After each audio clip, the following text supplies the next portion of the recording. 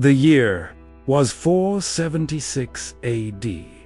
A Germanic general named Odoacer walked into Ravenna and simply removed the last Roman emperor from his throne. The emperor was just a boy, Romulus Augustulus, only 16 years old. He wasn't executed, he was just sent into exile with a small pension to clear his name. There was no epic battle, no bloody siege, just a letter and a dismissal. And with that one quiet moment, the greatest empire the world had ever known was officially gone. But here is what most people get wrong. Rome didn't just collapse overnight. It dissolved slowly over centuries. And the warning signs, the red flags, they were there all along. If only anyone had been paying attention. At its absolute peak, the Roman Empire stretched all the way from Britain to Mesopotamia. 70 million people lived under Roman law. Roman roads connected cities across 3 continents, and their aqueducts, 2,000 years later, they are still standing today. The Pax Romana, the Roman peace, it lasted for 2 centuries. Trade flourished. Cities grew. For a Roman citizen in the 2nd century, the empire felt eternal, invincible. But empires, just like everything built by human hands, contain the seeds of their own destruction. The first serious cracks appeared in the 3rd century, between 235 and 284 AD. Rome entered what historians call the crisis of the 3rd century. 26 emperors in just 50 years, and most of them were murdered. The army, once Rome's greatest strength, became its greatest liability. Soldiers didn't fight for Rome anymore. They fought for whoever paid them the most. Barbarian tribes pressed on every border. Plagues swept through the cities. The economy collapsed. For a moment, it looked like Rome might not survive at all. Emperor Diocletian tried to save Rome by splitting it in 2, East and West. 2 emperors, 2 capitals, 2 separate armies. It worked, at least temporarily. The Eastern Roman Empire, centered in Constantinople, would survive for another 1,000 years.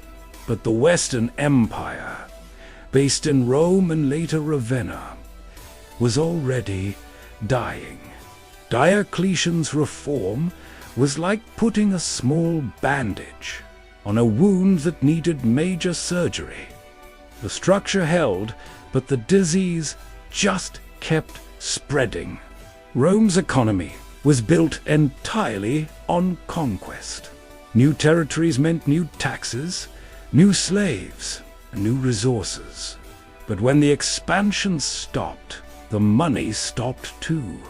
Emperors tried to solve the crisis by debasing the currency. They mixed less silver into the coins. A denarius that was once pure silver became barely recognizable. Inflation exploded. Trade collapsed. Farmers abandoned their land. And the middle class, the very backbone of a stable society, simply disappeared. By the 5th century, the Western Empire was economically bankrupt. Here's something. History textbooks rarely explain the so-called barbarian invasions. Weren't really invasions at all. The Visigoths, the Vandals, the Franks, these were people fleeing their own destroyed homelands, pushed west by the unstoppable Huns. They didn't want to destroy Rome, they wanted to live inside it. And the irony is, Rome's own army was increasingly made up of these exact same Germanic warriors.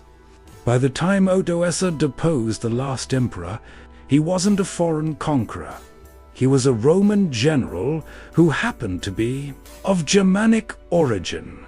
In 410 AD, the Visigoth king Alaric entered Rome through its gates, not by force, but because someone opened them from the inside. For 3 whole days, the city was looted. It was the first time Rome had been sacked in 800 years. The psychological impact was devastating. If Rome could fall, nothing was safe. Then, in 455, the Vandals came. Then, in 472, again. Each time, the city recovered a little less, and each time, fewer people chose to stay.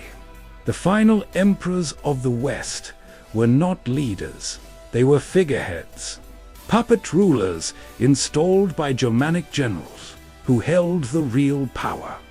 Romulus Augustulus, the last one, wasn't even recognized as a legitimate emperor by the Eastern court in Constantinople.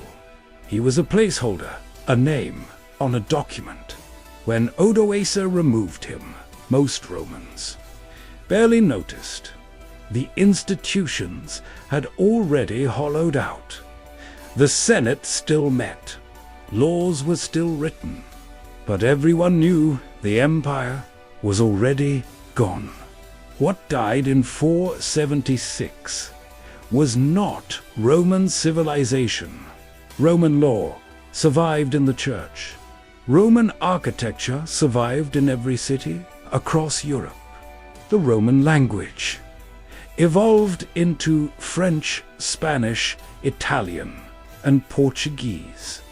The Eastern Roman Empire, Byzantium, continued for another 1,000 years, until 1453. What died was the political structure, the centralized state, the very idea that one single city could rule the known world. That dream ended quietly in a small provincial town on a Tuesday in September. Rome's fall wasn't a single event, it was a process. Decades of economic decay, military overreach, political corruption, and social collapse, all happening at the exact same time. The warning signs were visible for centuries. The question isn't really why Rome fell. The question is, why did no one stop it? And perhaps more unsettling, how many of those same warning signs do we see around us today? If this story fascinated you, subscribe, because history doesn't repeat, but it rhymes. And we're just getting started.